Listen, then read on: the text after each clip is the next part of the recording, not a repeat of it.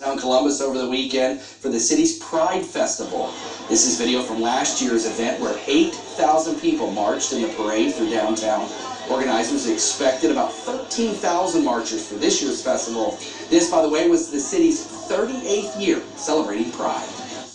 A police department in Minnesota is rolling out a new program that offers vouchers instead of tickets if you're pulled over for broken tail or headlights. The program is called Lights On. Police there say if you get pulled over, you'll get a coupon for a free replacement light bulb. I say, what a great idea. It's run by a nonprofit in the Twin Cities. Police say it's another tool that officers can use. It's either groceries or a light bulb, and they got to put food on the table.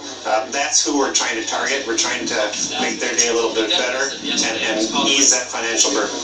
Now, there is a slight catch. Each of the vouchers does have an expiration date. If you fail to get your light fixed within the time frame, you will then receive a ticket the next time you get pulled over.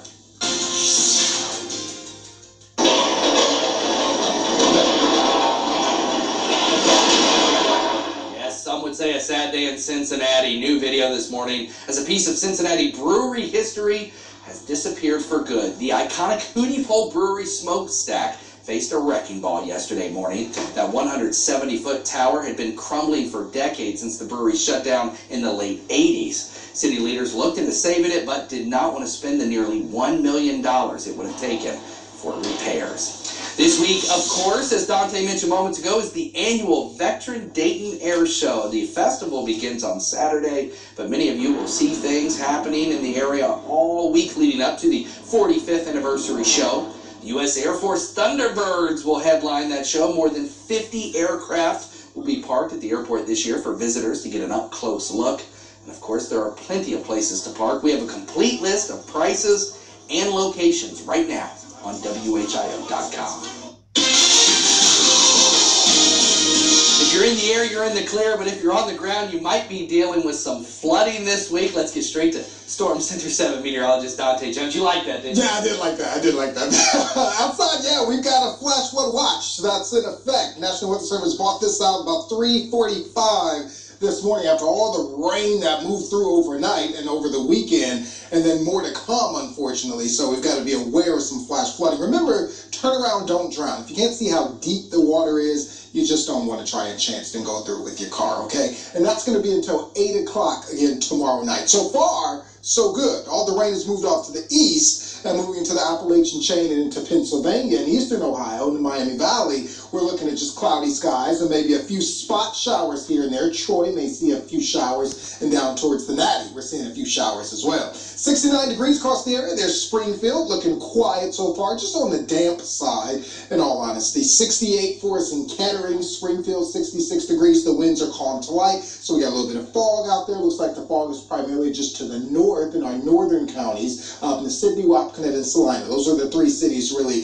that the fog is affecting. So we've got clouds and showers around. They're spotty for the morning, so not looking at a whole lot of rain this morning. It'll come in this afternoon into this evening a little more organized. Temperatures about 74 degrees for us by the time we head towards the early part of the afternoon. So you see a few showers on our futurecast and our guidance. Some heavy rain might move through here for 7 to 8 o'clock towards our northern areas, and then it'll fizzle out by the time we head towards the lunchtime hours. A few light sprinkles around lunchtime, but still want to take the rain gear with you if you're going to have lunch outdoors and maybe leave the office. Then look what happens around 7 o'clock.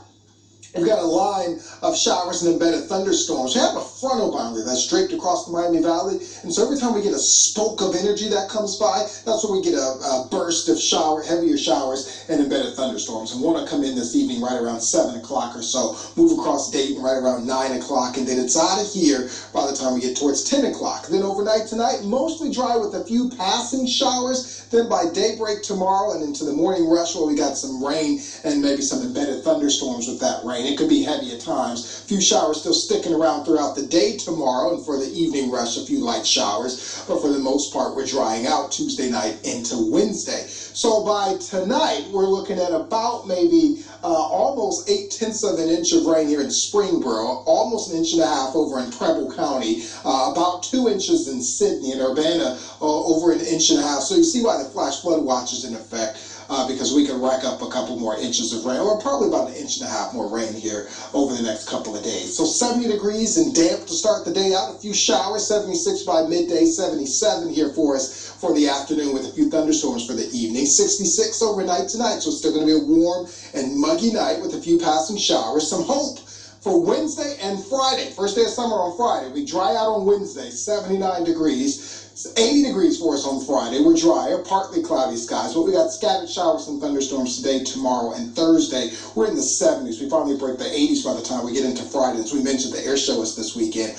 We've got a warm and muggy one this weekend in the lower to mid 80s with on and off again showers and thunderstorms along with some sunshine and blue sky as well. All right, weather and traffic every 10 minutes. We got to check in with our traffic watchdog, Michael Purvis. Good morning to you, Mike. Hey, thank you, Dontae, and good morning. You heard Dontae mention a few minutes ago a little bit about some of the rain that's in a couple areas, as well as wet roads. That's something that just about everybody's going to be dealing with throughout the morning commute. We're looking now at one of our ODOT cameras here. This is 70 at 75, the interchange there. I'm not tracking any weather-related issues or slowdowns right now, and you can see volume right now very light out on the highways. It's kind of the story all across the area. As I also just checked in our sensors here, heading south on 675 from 35 to 75. It's a 13-mile drive. It'll take you 12 minutes. I'm Michael Purvis, WHIO Team Traffic. Michael, thank you. 521, 69 degrees, and yes, it's being called the most expensive piece of sports memorabilia ever sold.